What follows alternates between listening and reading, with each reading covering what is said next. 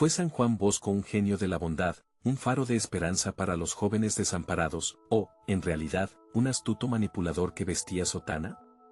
Seguramente has oído hablar de él, de sus obras, de los milagros que se le atribuyen. La respuesta fácil, la que todos esperan, es que fue un santo. Pero, ¿y si te dijera que detrás de esa imagen piadosa se escondía una mente maestra en el arte de moldear voluntades, una estratega que utilizaba la fe como herramienta para un control absoluto?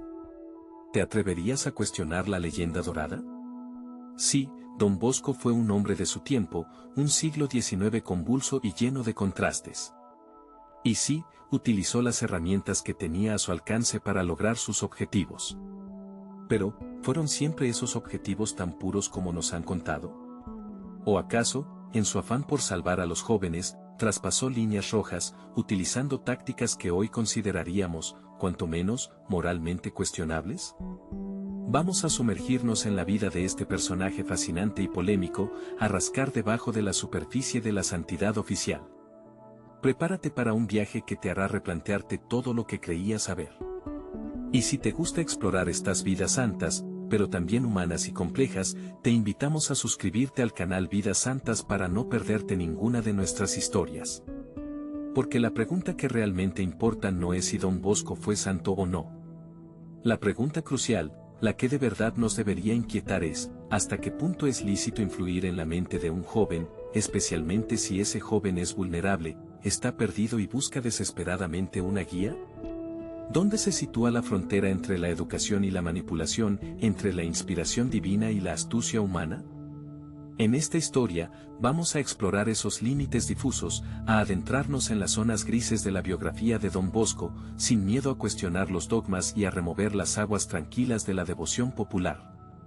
Piensa por un momento en esos jóvenes que llegaban al oratorio. Chicos de la calle, huérfanos, aprendices exhaustos, muchos de ellos analfabetos, sin familia, sin futuro aparente. Don Bosco les ofrecía un techo, comida, trabajo, educación y, sobre todo, un sentido de pertenencia. Un oasis en medio del desierto de la miseria y la desesperación. Era un salvavidas, sí, pero ¿a qué precio? ¿Les daba realmente libertad para elegir su propio camino, o les imponía sutilmente, pero de forma implacable, el suyo? Imagina la escena, cientos de jóvenes, reunidos en un ambiente de fervor religioso, cantando himnos, rezando, escuchando las apasionadas homilías de Don Bosco. Un líder carismático, con una oratoria hipnótica, capaz de conmover los corazones más duros, de despertar la fe más adormecida. Un hombre que parecía leer en el alma de cada uno, que conocía sus miedos, sus anhelos, sus debilidades. Un maestro en el arte de la persuasión, que utilizaba historias conmovedoras, ejemplos moralizantes, incluso trucos de magia para captar la atención y sembrar la semilla de la fe. Algunos dirán que eran otros tiempos, que la sociedad del siglo XIX era así, que la disciplina férrea y la obediencia ciega eran valores aceptados, incluso necesarios. Y puede que tengan razón, en parte. Pero, ¿justifica el contexto histórico cualquier método, cualquier estrategia, por muy bien intencionada que sea? ¿Acaso el fin justifica los medios, incluso cuando esos medios implican una forma sutil de control mental, de condicionamiento psicológico? Observa las reglas del oratorio, la meticulosa organización de la vida cotidiana, la omnipresencia de la religión, la constante vigilancia. Todo estaba diseñado para moldear el carácter de los jóvenes, para inculcarles una moral específica, para convertirlos en buenos cristianos y, por extensión, en buenos ciudadanos. Un proyecto ambicioso, sin duda, pero también profundamente intrusivo. ¿No te parece que había algo de adoctrinamiento en todo aquello, una voluntad de uniformizar las mentes, de eliminar cualquier atisbo de rebeldía o pensamiento crítico? Y no olvidemos las famosas confesiones de Don Bosco. Un momento íntimo, personal, donde los jóvenes se abrían en canal ante su confesor, revelando sus pensamientos más secretos, sus dudas, sus pecados. Un acto de fe, sí, pero también una oportunidad única para Don Bosco de conocer a fondo a cada uno de sus muchachos, de identificar sus puntos débiles, de influir en sus decisiones. ¿Era realmente un sacramento de liberación, o una herramienta más de control, una forma sutil de ejercer poder sobre las conciencias? Claro que Don Bosco dedicó su vida a los jóvenes, que les dio oportunidades que nadie más les ofrecía, que les amó con un amor sincero y apasionado. Pero el amor, incluso el más puro, no exime de responsabilidad. Y en esta historia, vamos a explorar esa responsabilidad, a examinar las luces y las sombras de un legado complejo y fascinante. Porque las vidas santas, como las vidas humanas, están llenas de contradicciones, de claroscuros, de preguntas incómodas que merecen ser formuladas. ¿Estás preparado para cuestionar la imagen idealizada de San Juan Bosco? Acompáñanos en este primer capítulo y juntos, desentrañemos la verdad detrás del mito. ¿Alguna vez te has parado a pensar en cómo el lugar donde empiezas a caminar, las piedras que encuentras en tu sendero, determinan la dirección de tus pasos? Dicen que el destino es una autopista de 8 carriles, pero ¿y si tu infancia te deja en un camino vecinal, lleno de baches y sin señalización? En esta historia, no vamos a hablar de reyes ni de herederos, sino de alguien que nació con las manos vacías, en un mundo que a menudo premia la cuna de oro. Imagina por un momento una casa sin lujos, donde el invierno cala hasta los huesos y el verano es un horno.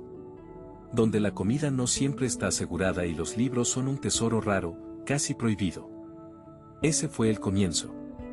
Un inicio donde la supervivencia era la primera lección y la calle, la universidad más cercana. Puede que pienses que la pobreza es solo falta de dinero, pero es mucho más. Es la ausencia de oportunidades que otros dan por sentadas, es la lucha diaria contra la desigualdad invisible, es crecer sabiendo que el mundo no está hecho para ti. ¿Y tú, alguna vez has sentido que el mundo no está hecho para ti? Esa sensación de ser un extraño en tu propia vida, de ver las puertas cerrarse antes de siquiera intentarlas abrir. Pues bien, esa fue la gasolina que impulsó su motor. Porque la pobreza, aunque muchos la pinten como un lastre, también puede ser un catalizador, una fuerza que te obliga a mirar el mundo de forma diferente. Piensa en esto, cuando no tienes nada que perder, ¿qué te detiene? ¿Cuándo has visto la injusticia de cerca, puedes ignorarla? Quizás la carencia no solo moldea el carácter, sino que afina la vista, agudiza el ingenio y enciende una llama que arde más fuerte que cualquier privilegio heredado. Su infancia no fue un cuento de hadas, ni una película edulcorada. Fue real, cruda y a menudo dolorosa. Pero en ese dolor, en esa lucha constante, germinó algo inesperado, una vocación. No la vocación de escalar socialmente a cualquier precio, olvidando de dónde venía, sino la vocación de entender, de desentrañar las trampas que la pobreza tiende, no solo a él, sino a miles, a millones. Y su método educativo, tan personal, tan revolucionario para algunos, tan controvertido para otros, ¿no crees que bebe directamente de esa fuente? De la experiencia de saber que la teoría sin práctica es como un mapa sin territorio. De entender que el aprendizaje real no se encuentra en las aulas asépticas, sino en el barro del día a día, en la conversación honesta, en el error como maestro implacable. Algunos dirán que idealiza la pobreza, que romantiza la carencia. Pero, ¿y si no se trata de idealizar, sino de entender? De reconocer que en la adversidad se esconden lecciones valiosas, que la escasez puede afilar el ingenio y que la falta de oportunidades puede despertar una sed insaciable de cambio. Porque, ¿no es acaso la visión más clara la que nace de la oscuridad? ¿No es la perspectiva más valiosa la que se obtiene desde el margen, desde los cimientos? La pobreza puede ser un infierno, sí, pero también puede ser un mirador privilegiado desde el que observar las fallas del sistema, las grietas de la sociedad, las injusticias que a menudo se ocultan tras el brillo del bienestar aparente. Así que, la pregunta persiste, ¿moldeó la pobreza su visión? ¿Fue esa infancia difícil la que encendió la chispa de su inconformismo, la que le impulsó a buscar caminos alternativos, a cuestionar lo establecido? O quizás, simplemente, fue una casualidad, una serie de eventos fortuitos que nada tuvieron que ver con sus orígenes humildes. Pero si crees en las conexiones, en las causas y los efectos, en la alquimia misteriosa que transforma el barro en oro, entonces quizás empieces a ver su historia bajo una nueva luz. Una luz que no glorifica la pobreza, pero que tampoco la demoniza. Una luz que reconoce su poder transformador, su capacidad para forjar un destino inesperado, para convertir la carencia en una fuerza motriz, para dar forma a una visión que, para bien o para mal, para admiración o para controversia, ha dejado una huella imborrable. En esta historia, adentrémonos en el corazón de una pregunta que resuena a través de los siglos: ¿fue el oratorio, ese modelo educativo que surgió con tanta fuerza, realmente una innovación sin precedentes, o fue, quizás, una inteligente reinvención de ideas ya existentes? Imagínate en el siglo XVI. Un mundo convulso, de cambios profundos, donde la educación, a menudo, era un privilegio reservado para unos pocos. En este escenario, emerge una propuesta diferente, un espacio llamado oratorio. Pero, ¿qué era exactamente? No pienses en templos grandiosos ni en liturgias solemnes, al menos no al principio. El oratorio nació de la inquietud, de la necesidad de explorar caminos distintos en la fe y en el saber. Su origen se entrelaza con figuras fascinantes, hombres y mujeres que buscaban una espiritualidad más viva, más cercana a la gente. Se dice que todo comenzó con pequeñas reuniones informales, charlas entre amigos que compartían inquietudes religiosas y culturales. Poco a poco, estos encuentros fueron tomando forma, atrayendo a más personas, convirtiéndose en un hervidero de ideas. Pero, ¿qué hacía diferente al oratorio? Aquí es donde la historia se pone interesante. Olvídate de las aulas rígidas, de la memorización sin sentido, de la letra muerta de los libros. El oratorio apostaba por la experiencia, por la participación activa, por el diálogo abierto. Se utilizaba la música, el teatro, las artes visuales, todo aquello que pudiera despertar la imaginación y el espíritu. Piensa en las representaciones teatrales, por ejemplo. No eran simples obras de entretenimiento, sino herramientas pedagógicas poderosas. A través de ellas, se transmitían valores, se exploraban dilemas morales, se hacía reflexionar al público sobre la condición humana. La música, con su capacidad de emocionar y conmover, se convertía en un vehículo para la oración y la meditación. ¿Y qué decir del método de enseñanza? Aquí no había un profesor magistral que dictaba cátedra desde un púlpito. Se fomentaba la pregunta, la discusión, el debate. Se animaba a los participantes a buscar sus propias respuestas, a construir su propio conocimiento. Se valoraba la diversidad de opiniones, el intercambio de ideas, incluso la controversia. ¿Te imaginas un espacio así en aquella época? Donde se te invitara a cuestionar, a disentir, a pensar por ti mismo. Ahora bien, aquí llega la pregunta clave, la que nos obliga a mirar más allá de la superficie: ¿fue realmente revolucionario este enfoque? Algunos dirán que sí, sin dudarlo. Que el oratorio rompió moldes, que abrió caminos inexplorados, que sentó las bases de una educación más humana, más integral, más centrada en la persona. Te dirán que fue una luz en la oscuridad, un faro de esperanza en un mundo anquilosado en tradiciones obsoletas. Pero otros, más escépticos, quizás te dirán que no fue para tanto. Que el oratorio, en el fondo, no dejaba de ser una iniciativa religiosa, con sus límites y sus dogmas. Que su innovación fue, quizás, más en la forma que en el fondo. Que si bien utilizaba métodos atractivos, su objetivo último seguía siendo la indoctrinación religiosa, la transmisión de una fe específica. Incluso podrían argumentar que algunos de sus métodos, como el uso del teatro para fines didácticos, ya tenían precedentes en otras tradiciones educativas. ¿Y tú qué piensas? ¿Te atreves a formarte tu propia opinión? No te conformes con respuestas fáciles, con blancos y negros. La historia rara vez es así de simple. Profundiza, investiga, cuestiona. Pregúntate si el oratorio fue un verdadero terremoto educativo, o simplemente una astuta adaptación a los nuevos tiempos. O, quizás, algo intermedio, una mezcla compleja de innovación y tradición, de ruptura y continuidad. Porque, al final, la pregunta sobre la innovación del oratorio nos lleva a reflexionar sobre la propia naturaleza de la educación. ¿Qué significa educar? ¿Transmitir conocimientos o formar personas? ¿Imponer verdades o despertar conciencias?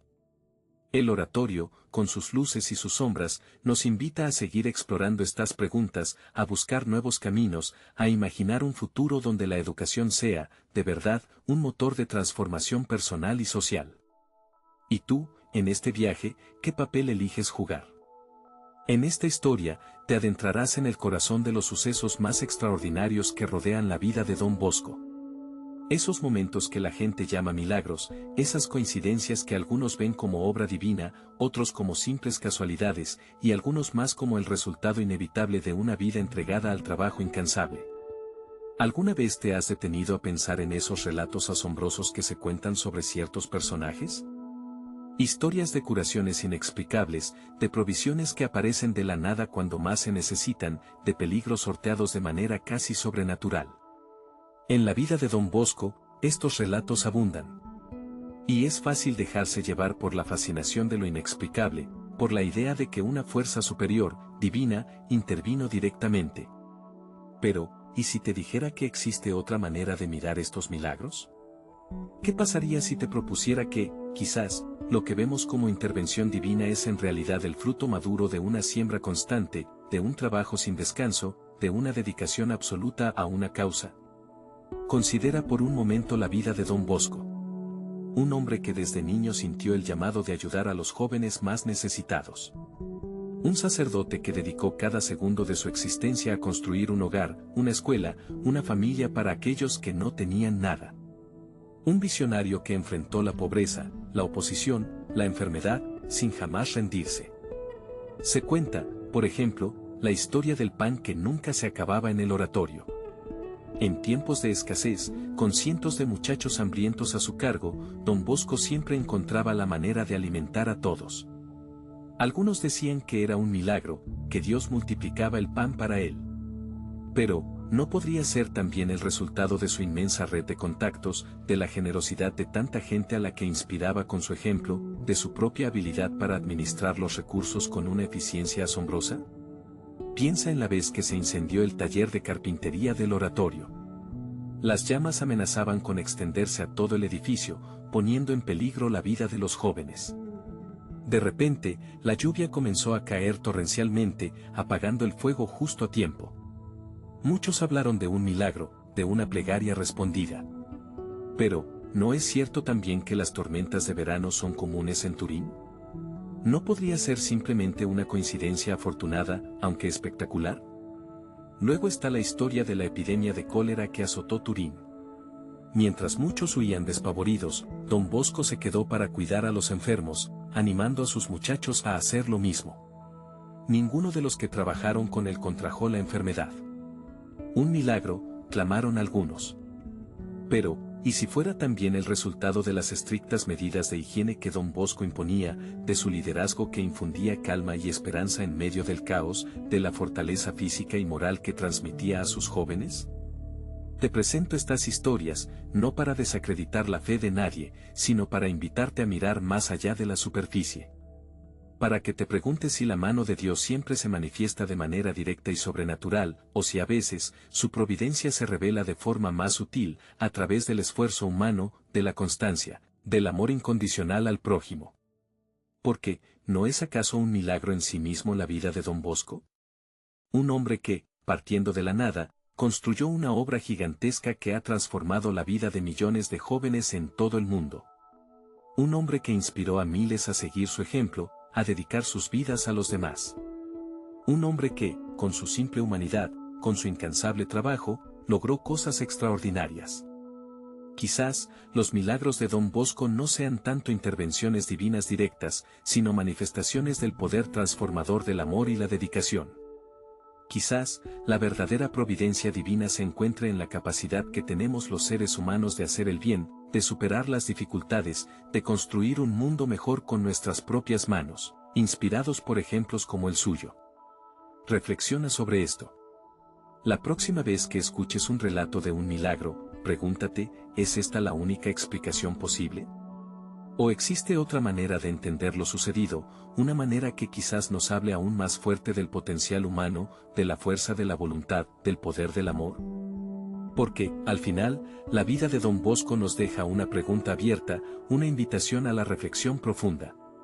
¿Dónde reside realmente el milagro? ¿En la intervención divina inexplicable, o en la capacidad humana de transformar el mundo a través del trabajo constante y la fe inquebrantable? La respuesta, quizás, dependa de cómo elijas mirar. ¿Y tú, qué eliges ver? En esta historia, hasta ahora, has visto como un hombre aparentemente sencillo, un sacerdote con una visión clara, se propuso cambiar el mundo. Juan Bosco, un hombre que resuena con bondad, con entrega, con un amor incondicional hacia los jóvenes más desfavorecidos. Pero la vida rara vez es un camino llano y sin obstáculos, ¿verdad? Y para Don Bosco, este camino, aunque iluminado por su fe y su determinación, estuvo plagado de piedras, de sombras, de una resistencia feroz e inesperada. Ahora, detente un momento y piensa. ¿Por qué? ¿Por qué un hombre que dedicaba su vida a rescatar a niños de la calle, a ofrecerles un futuro, a inculcarles valores, generó tanta oposición? ¿Por qué su bondad, su entrega, no fueron recibidas con los brazos abiertos por todos? Quizás, en tu propia vida, has experimentado algo similar. Has intentado hacer el bien, has extendido una mano amiga, has ofrecido tu ayuda, y en lugar de gratitud, te has encontrado con recelo, con críticas, incluso con hostilidad. Es una verdad incómoda, pero a menudo, el bien desafía, incomoda, incluso amenaza. La Turín del siglo XIX, la ciudad donde Don Bosco desarrolló su obra, era un hervidero de tensiones sociales, políticas y religiosas. Una ciudad en plena transformación industrial, con una masa creciente de jóvenes desarraigados, víctimas de la pobreza y la explotación. En este contexto, la figura de Don Bosco, con su oratorio, con su capacidad para atraer a estos jóvenes, para darles voz y esperanza, no encajaba fácilmente en el molde establecido. Para algunos, Don Bosco era un revolucionario silencioso. Al sacar a los jóvenes de la calle, al educarlos, al darles un oficio, estaba desafiando el orden social vigente.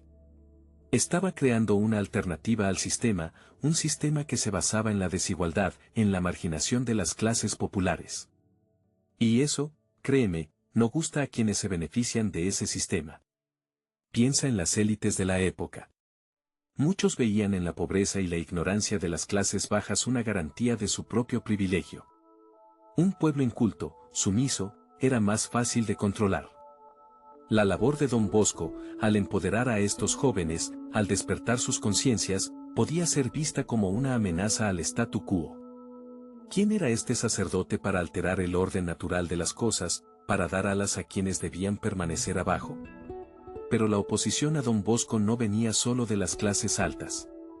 También encontró resistencia en algunos sectores de la iglesia. Sí, has oído bien. Dentro de la propia institución eclesiástica, no todos vieron con buenos ojos la obra de este sacerdote innovador. Algunos lo consideraban demasiado moderno, demasiado cercano al pueblo, demasiado poco formal. Sus métodos pedagógicos, basados en la alegría, en la cercanía, en la confianza, chocaban con la rigidez y el formalismo de algunos sectores eclesiásticos más conservadores. Recuerda que en aquel tiempo, la Iglesia era una institución poderosa, pero también dividida internamente. Había tensiones entre diferentes corrientes, entre diferentes sensibilidades. Y la figura de Don Bosco, con su carisma arrollador y su éxito creciente, podía generar recelos, envidias, incluso temores a perder influencia. ¿Quién era este sacerdote que atraía a multitudes, que parecía tener una conexión directa con los jóvenes, eclipsando quizás a otras figuras eclesiásticas más tradicionales? Además, no olvides el contexto político. La Italia del siglo XIX era un país en plena efervescencia, en busca de su unidad, con fuertes tensiones entre el poder civil y el poder eclesiástico. En este clima de confrontación, cualquier figura religiosa que ganara demasiada influencia, que movilizara a las masas, podía ser vista con suspicacia por el poder político. ¿Representaba Don Bosco un peligro para el Estado? ¿Estaba utilizando su influencia para fines ocultos? Estas preguntas, aunque infundadas, podían surgir en un ambiente de desconfianza y polarización. Y luego, está la naturaleza humana. La envidia, los celos, la incomprensión, el miedo a lo diferente. Don Bosco era un hombre extraordinario, con una energía inagotable, con una fe inquebrantable, con una capacidad asombrosa para conectar con los jóvenes. Pero su éxito, su carisma, también podían generar sentimientos negativos en aquellos que no entendían su obra, que se sentían amenazados por su influencia, o simplemente, que no podían aceptar que alguien pudiera ser tan diferente, tan excepcional. Piensa en esto, cuando alguien destaca, cuando alguien se sale de la norma, a menudo genera reacciones encontradas. Admiración, sí, pero también recelo, crítica, incluso rechazo. Es más fácil criticar, encontrar fallas, que reconocer la grandeza y el valor del otro. Y Don Bosco, con su obra gigantesca, con su impacto transformador, no fue una excepción a esta regla. Así que, la resistencia que enfrentó Don Bosco no fue un simple obstáculo en su camino. Fue un reflejo de las tensiones sociales, políticas y religiosas de su época. Fue un testimonio de la complejidad de la naturaleza humana, capaz de generar oposición incluso ante la bondad más evidente. Fue, en definitiva, una prueba de fuego que templó su carácter, que fortaleció su fe, y que, paradójicamente, contribuyó a hacer aún más grande su legado. En el próximo capítulo, exploraremos cómo Don Bosco afrontó estos desafíos, cómo superó la oposición, cómo transformó la resistencia en una fuerza impulsora para su obra. Descubrirás que incluso ante la adversidad más dura, la fe, la perseverancia y el amor pueden triunfar. Pero eso, es otra historia. Una historia que aún está por contarse. En esta historia, quiero que te preguntes algo fundamental: ¿cómo consigues que una idea, una obra, algo que consideras vital, no desaparezca contigo? ¿Te has parado a pensar en ello? Imagina por un momento que has creado algo que crees que puede cambiar el mundo, o al menos mejorarlo un poco. ¿Cómo te asegurarías de que ese algo siga vivo mucho después de que tú ya no estés? Piensa en Don Bosco. Un hombre del siglo XIX, en una Italia convulsa, industrializada, llena de jóvenes desarraigados. Él vio la miseria, la falta de oportunidades, la desesperación en los ojos de esos muchachos. Y decidió hacer algo. No se quedó de brazos cruzados lamentándose de la situación. Fundó la Congregación Salesiana. Pero, ¿qué era exactamente lo que fundó? No fue solo una escuela, ni un orfanato, ni un simple grupo de ayuda social. Fue algo más complejo, algo con una misión muy clara: educar y evangelizar a los jóvenes, especialmente a los más pobres y abandonados. Y lo hizo de una manera peculiar, con un estilo propio: el sistema preventivo, basado en la razón, la religión y el cariño. Suena sencillo, ¿verdad? Pero llevarlo a la práctica, en aquella época y en las que vendrían, era un desafío enorme. La pregunta clave aquí es: ¿cómo logró Don Bosco que esta obra, la Congregación Salesiana, no fuera algo efímero, algo que muriera con él? Porque muchas buenas ideas, muchos proyectos nobles, se quedan en nada cuando desaparece su impulsor. ¿Qué hizo diferente Don Bosco? ¿Qué estrategias, qué mecanismos puso en marcha para asegurar la continuidad de su legado? Si analizas con detenimiento, te darás cuenta de que Don Bosco fue un estratega brillante, un visionario no solo en lo espiritual, sino también en lo organizativo. Primero, fundó una congregación religiosa. Y esto no es un detalle menor.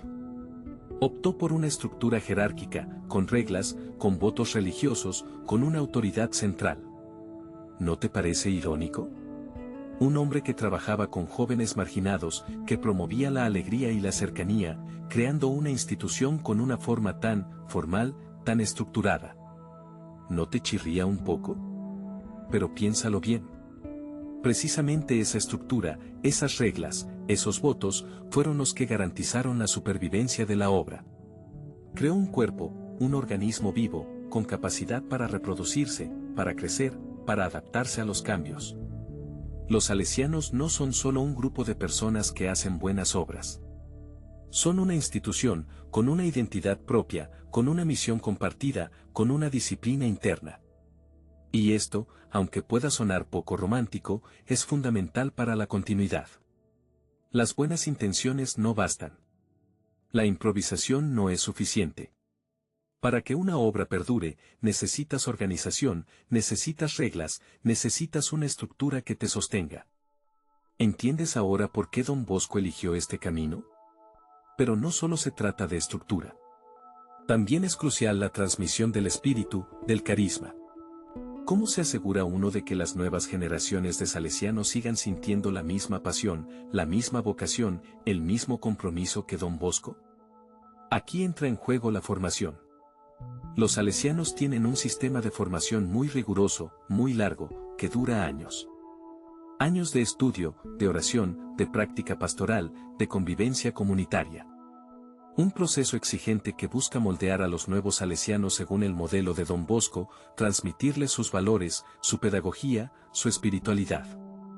Y aquí surge otra pregunta incómoda, ¿no es esto una forma de adoctrinamiento?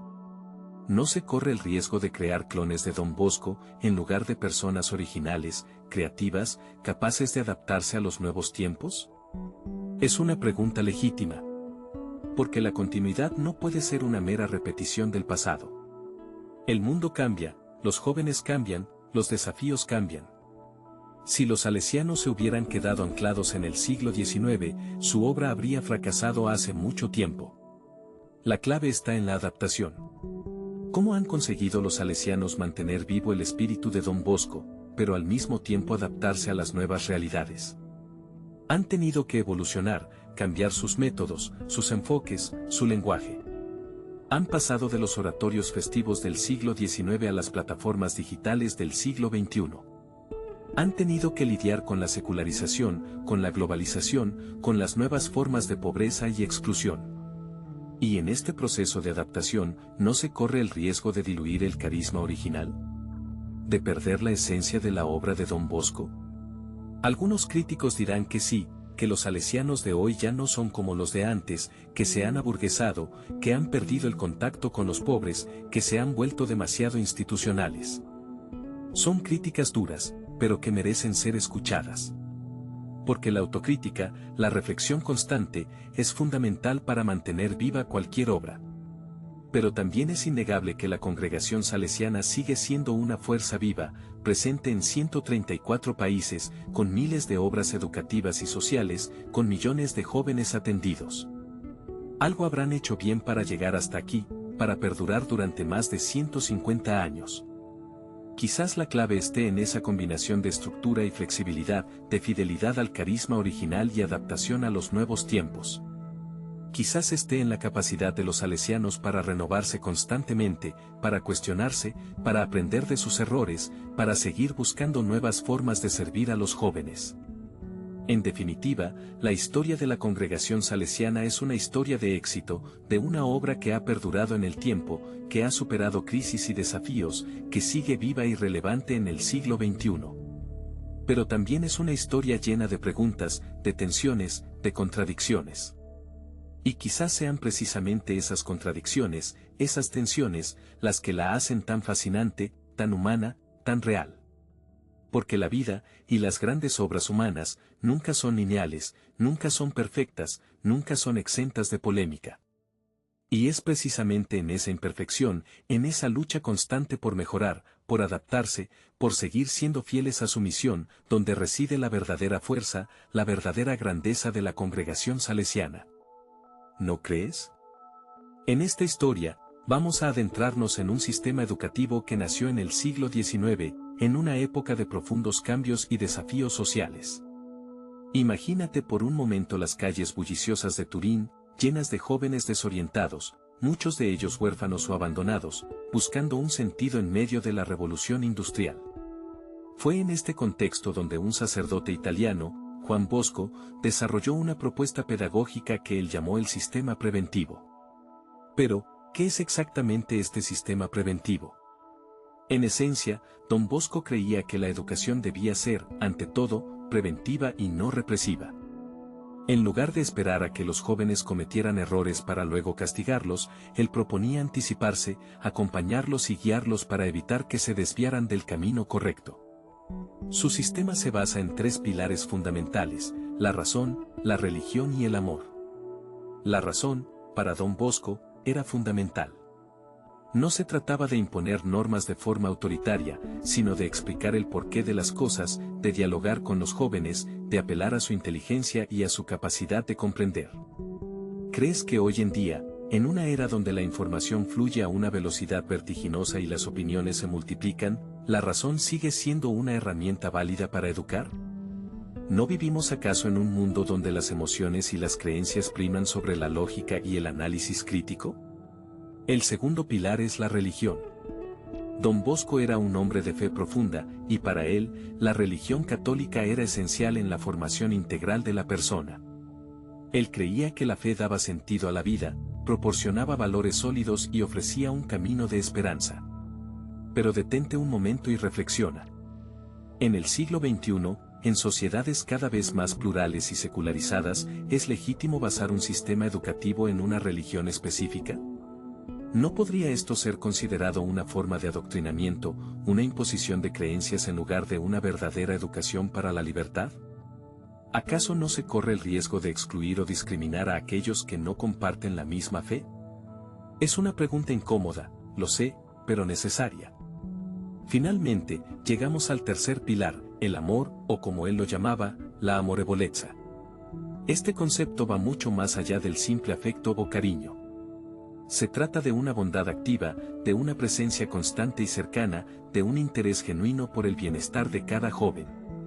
Don Bosco creía en crear un ambiente familiar, un hogar donde los jóvenes se sintieran queridos, aceptados y valorados. Pero seamos sinceros, ¿es realista pensar en el amor como un pilar fundamental de la educación en el siglo XXI? En un mundo donde la frialdad de la tecnología a menudo parece dominar las relaciones humanas, donde las aulas a veces se perciben como espacios impersonales y masificados, ¿es posible cultivar esa amorevolezza que Don Bosco proponía? ¿No es acaso una visión un tanto idealista, quizás incluso ingenua, en el contexto actual? El sistema preventivo de Don Bosco buscaba formar buenos cristianos y honestos ciudadanos. Una frase que, a primera vista, puede sonar un poco anticuada, quizás incluso un poco moralizante. Pero detente y piensa en lo que realmente significa. ¿No es acaso el objetivo de toda educación formar personas íntegras, capaces de vivir en sociedad de manera responsable y comprometida? ¿No seguimos aspirando a que nuestros jóvenes sean personas de bien, que contribuyan positivamente al mundo que les rodea? Sin embargo, la pregunta sigue en el aire, ¿es el sistema preventivo una pedagogía vigente en el siglo XXI? Algunos dirán que sí, que sus principios básicos como la razón, el amor y la prevención son universales y atemporales. Otros argumentarán que no, que es un sistema demasiado ligado a un contexto histórico y religioso específico, que no responde a las necesidades y desafíos de la sociedad actual. Piensa en los jóvenes de hoy. Crecen en un mundo digitalizado, hiperconectado, expuestos a una cantidad ingente de información y estímulos. Se enfrentan a problemas complejos como el cambio climático, la desigualdad social, la incertidumbre laboral. ¿Puede un sistema educativo del siglo XIX ofrecer respuestas a estos desafíos? ¿O necesitamos repensar la educación desde cero, buscando nuevas metodologías, nuevos enfoques, nuevas formas de conectar con las nuevas generaciones? Quizás la clave no esté en descartar por completo el sistema preventivo, sino en adaptarlo, en reinterpretarlo a la luz de los nuevos tiempos. Tal vez la razón de Don Bosco hoy se traduzca en fomentar el pensamiento crítico, la capacidad de discernimiento, la habilidad de navegar en el mar de información sin dejarse manipular. Quizás la religión, en su sentido más amplio, puede entenderse como la búsqueda de sentido, la conexión con algo trascendente, el desarrollo de una ética personal sólida, incluso sin necesidad de adherirse a una doctrina religiosa específica. Y quizás la amorevolezza se manifieste en la empatía, en la escucha activa, en la creación de comunidades educativas inclusivas y respetuosas, donde cada joven se sienta valorado en su singularidad. El sistema preventivo no es una fórmula mágica, ni una receta infalible. Es una propuesta pedagógica que nació de la experiencia y la intuición de un hombre que amaba profundamente a los jóvenes. Y como toda propuesta humana, está sujeta a revisión, a crítica, a adaptación. Pero quizás, en su esencia, en su llamado a la razón, al amor y a la prevención, siga teniendo algo valioso que decirnos hoy. Quizás, en medio del ruido y la confusión del siglo XXI, la sabiduría de Don Bosco pueda ofrecernos algunas pistas, algunas luces para iluminar el camino de la educación del futuro. ¿Qué piensas tú? ¿Crees que este sistema, nacido hace casi 2 siglos, tiene aún algo que aportar a la educación de tus hijos, de tus alumnos, de los jóvenes que te rodean? La respuesta, como siempre, está en tus manos. En esta historia, quiero que te preguntes algo crucial, en este mundo que va a una velocidad de vértigo, donde la pantalla a veces parece ser más real que la calle, que puede decirnos un santo del siglo XIX. Sí, has oído bien, del siglo XIX. San Juan Bosco. Quizás te suene a catequesis antigua, a estampita amarillenta, a algo pasado de moda. Pero, ¿y si te dijera que Don Bosco, como le llamaban, tiene mucho que decirte a ti, joven del siglo XXI? Puede que ahora estés pensando, Don Bosco, ¿en serio, qué va a saber él de mis problemas? Él no tenía redes sociales, ni ansiedad por el futuro, ni la presión de ser perfecto en Instagram. Y tienes razón, su mundo era otro. Pero las preguntas del corazón humano, las inquietudes del alma joven, esas, créeme, siguen siendo las mismas. Piensa por un momento en tu día a día. Te levantas, miras el móvil, notificaciones, mensajes, la vorágine digital te engulle antes de que te dé tiempo a desperezarte. Vas a clase, o al trabajo, con la sensación de que siempre vas tarde, de que siempre te falta algo. La presión de los exámenes, la competencia laboral, las expectativas familiares, todo pesa, ¿verdad? Y luego está el mundo online, ese escaparate brillante donde todos parecen felices, exitosos, guapos, listos. Y tú te comparas, inevitablemente te comparas, y a veces sientes que te quedas corto, que no encajas, que no eres suficiente. ¿Te suena familiar? Don Bosco vivió en una época también convulsa, la Italia del siglo XIX, una sociedad en plena transformación industrial, con niños y jóvenes abandonados a su suerte en las calles, sin educación, sin futuro, carne de cañón para la explotación y la delincuencia. Él vio esa realidad, la sintió en carne propia, y decidió hacer algo. No se quedó de brazos cruzados, no se limitó a quejarse. Se arremangó y se fue a buscar a esos jóvenes, a los más olvidados, a los que nadie quería. Y aquí viene la primera lección, directa al corazón, asterisco asterisco la valentía de mirar la realidad de frente asterisco asterisco. Don Bosco no idealizó la juventud, no la vio como algo perfecto e inmaculado. Vio sus problemas, sus heridas, sus contradicciones. ¿Y tú, te atreves a mirar tu propia realidad con honestidad? ¿A reconocer tus miedos, tus inseguridades, tus sombras? No es fácil, lo sé. Es más cómodo esconderse detrás de una pantalla, fingir una vida perfecta, pero esa no es la solución. La solución empieza por ser valiente contigo mismo, por aceptarte tal y como eres, con tus luces y tus sombras. Don Bosco no solo miró la realidad, sino que actuó. Y lo hizo con una pedagogía revolucionaria para su tiempo, asterisco asterisco el sistema preventivo asterisco asterisco. ¿Qué significa esto? En lugar de castigar y reprimir, como era habitual entonces, Don Bosco apostó por prevenir, por educar desde el amor, desde la razón, desde la fe. Tres pilares que hoy, más que nunca, resuenan con fuerza. Asterisco asterisco razón asterisco asterisco. En la era de las fake news, de la desinformación constante, del pensamiento rápido y superficial, Don Bosco nos invita a pensar, a reflexionar, a cuestionar. No a tragar todo lo que nos dicen, sino a usar nuestra cabeza, nuestro espíritu crítico. A informarnos bien, a contrastar fuentes, a formar nuestra propia opinión. En este océano de información, la razón es tu brújula, tu faro. Úsala. Asterisco asterisco religión asterisco asterisco. Y aquí quizás te chirríe un poco. ¿Religión, en pleno siglo XXI, en serio? Es comprensible. La religión, para muchos, se ha convertido en algo obsoleto, en un conjunto de normas y prohibiciones anticuadas. Pero Don Bosco entendía la religión de otra manera. Para él, la fe era fuente de esperanza, de sentido, de alegría. No era una carga, sino un impulso vital. Y en un mundo que a menudo parece vacío de significado, donde el nihilismo y la desesperanza acechan, la fe, entendida como búsqueda de trascendencia, como conexión con algo más grande que uno mismo, puede ser un salvavidas. No te estoy diciendo que tengas que ir a misa todos los domingos, ni que te conviertas en un beato. Te estoy diciendo que te abras a la posibilidad de que haya algo más allá de lo material, de lo inmediato, de lo tangible. Que explores tu dimensión espiritual, que busques respuestas a las preguntas fundamentales de la vida: ¿quién soy? ¿De dónde vengo?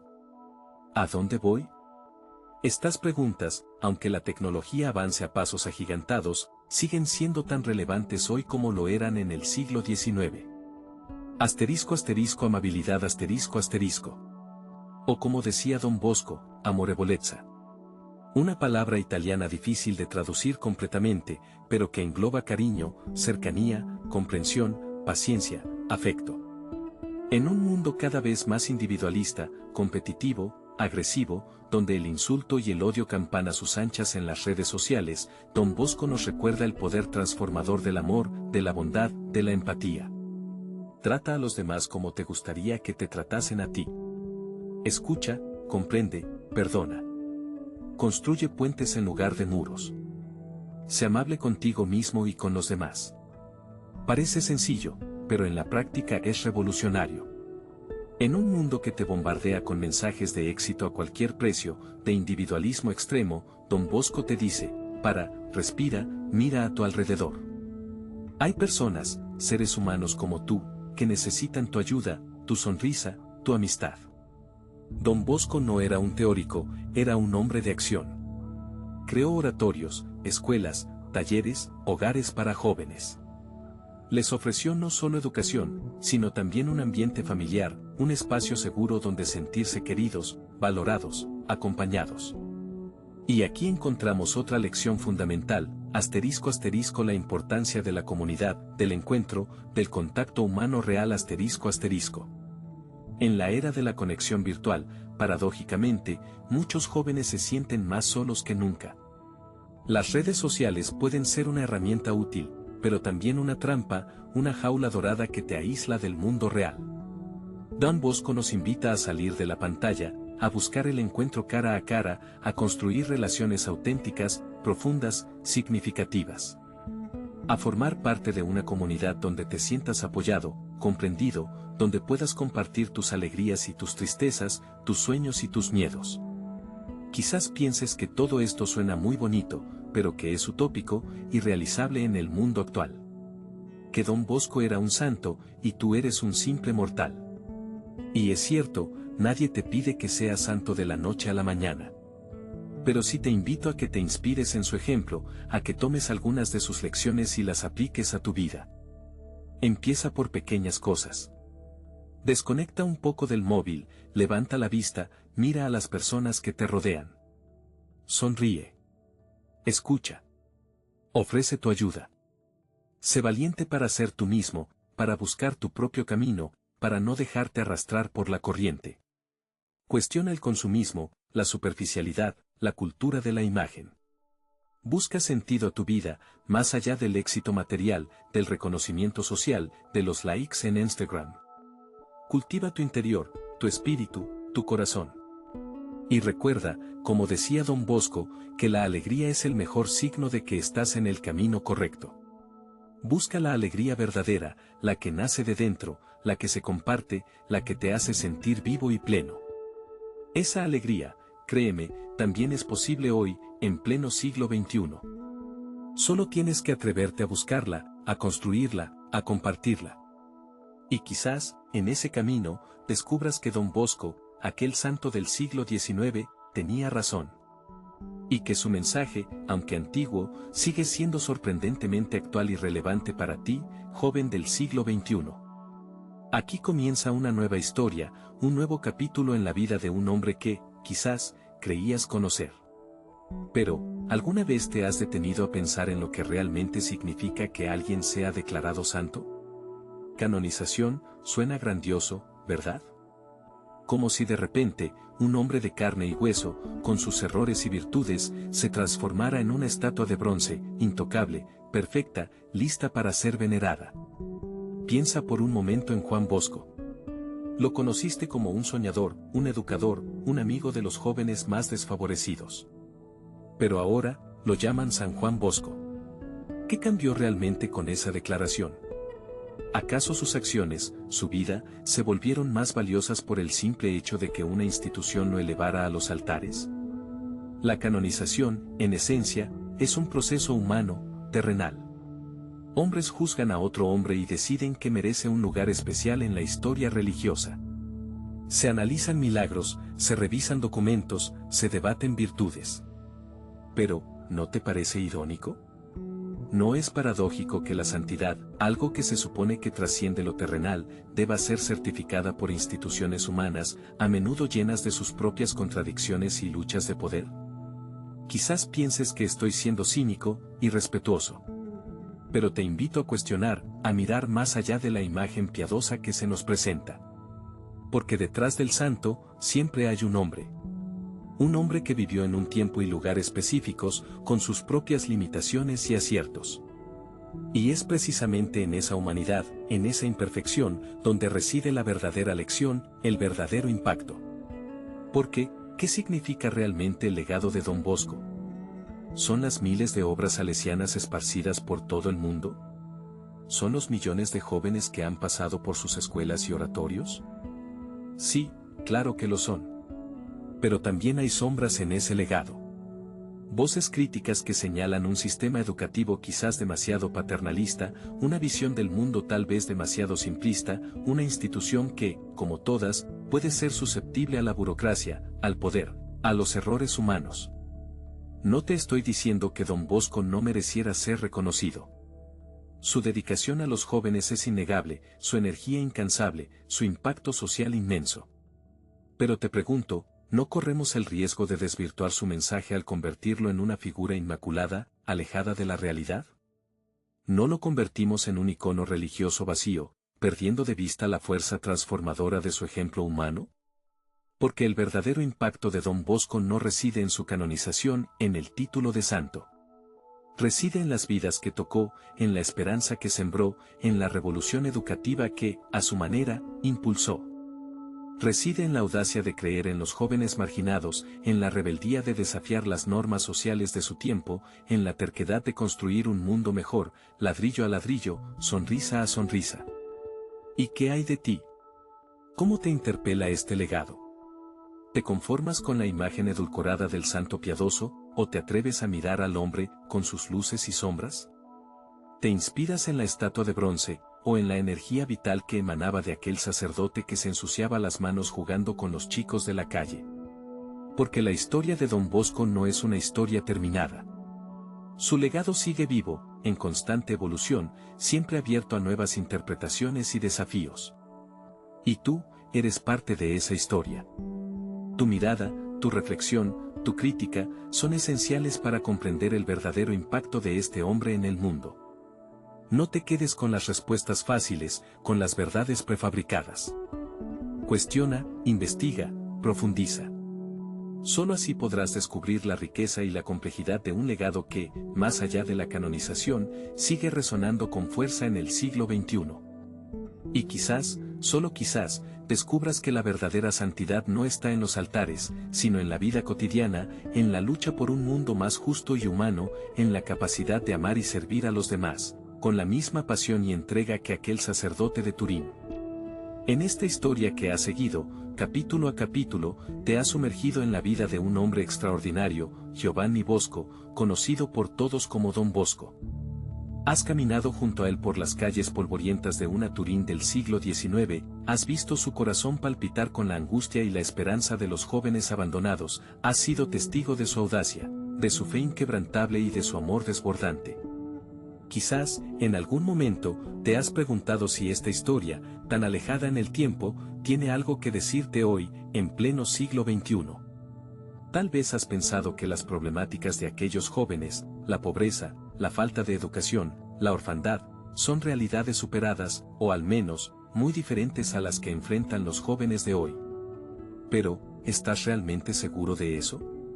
Si te detienes un instante a observar a tu alrededor, si abres los ojos y el corazón a la realidad que te rodea, verás que la esencia de los desafíos de la juventud sigue siendo, en muchos aspectos, la misma. La soledad, la incomprensión, la búsqueda de sentido, la lucha por encontrar un lugar en el mundo, la tentación de caminos fáciles pero vacíos, la sed de ser amado y valorado.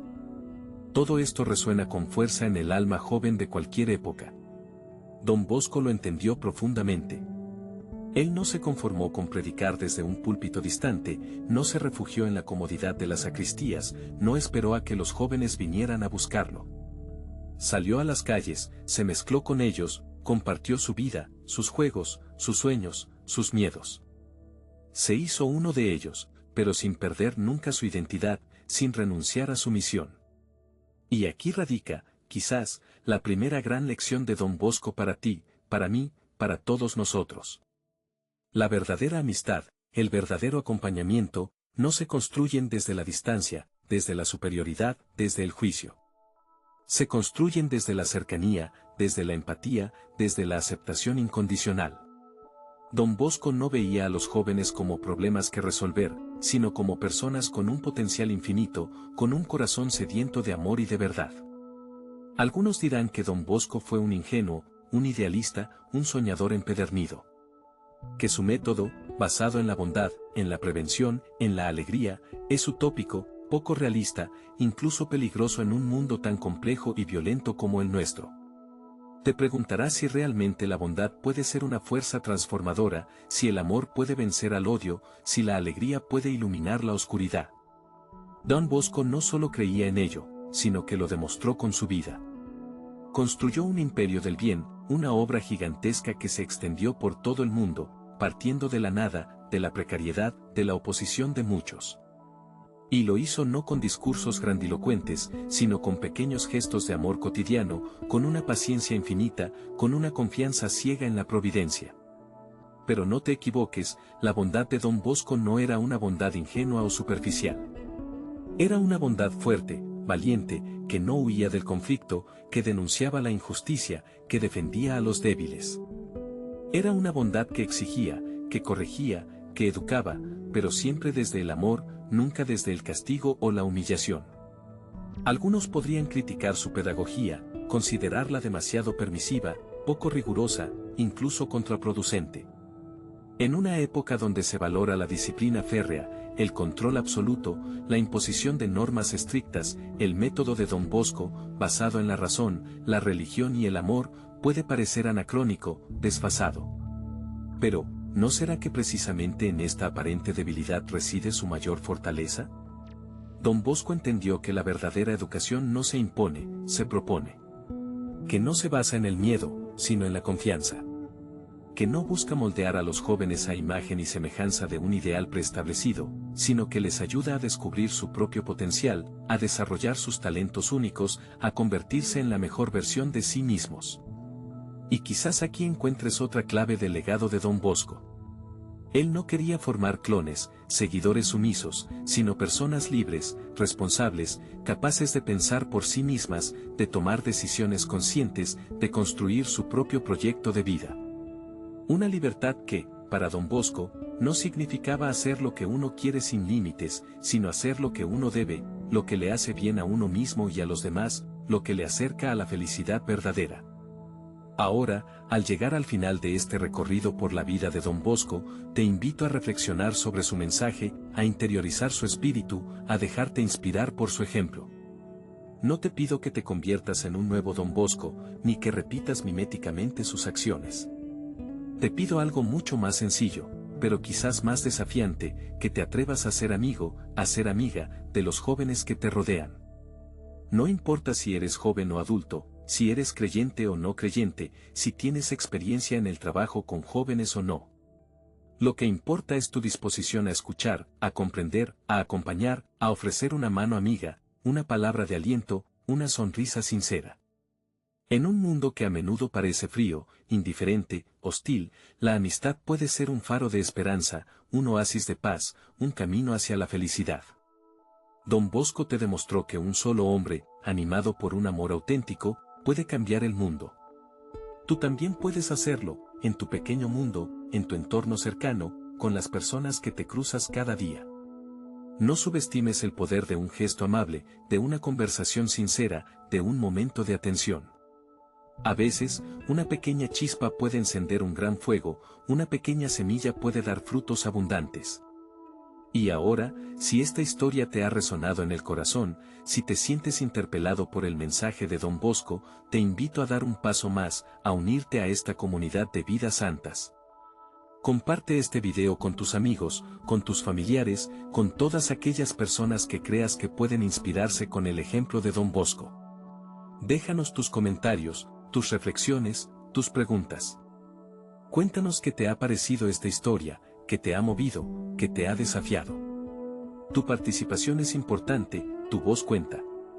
Juntos podemos construir un espacio de diálogo, de reflexión, de inspiración, para seguir descubriendo la belleza y la riqueza de las vidas santas y para dejarnos transformar por su ejemplo. Porque, en definitiva, la santidad no es algo reservado a unos pocos elegidos, sino una llamada universal, una invitación a vivir la vida en plenitud, a amar sin medida, a dejar una huella positiva en el mundo. Y Don Bosco, con su vida y su obra, nos muestra que el camino de la santidad es, antes que nada, un camino de amistad, especialmente con los jóvenes, los eternos destinatarios de su corazón.